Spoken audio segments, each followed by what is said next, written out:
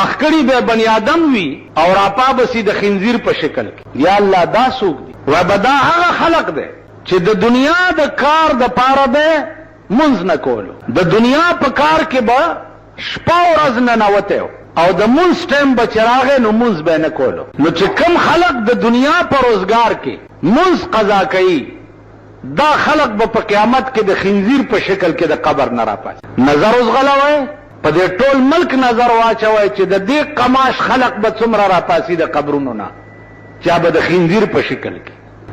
الله دې امان راکړي.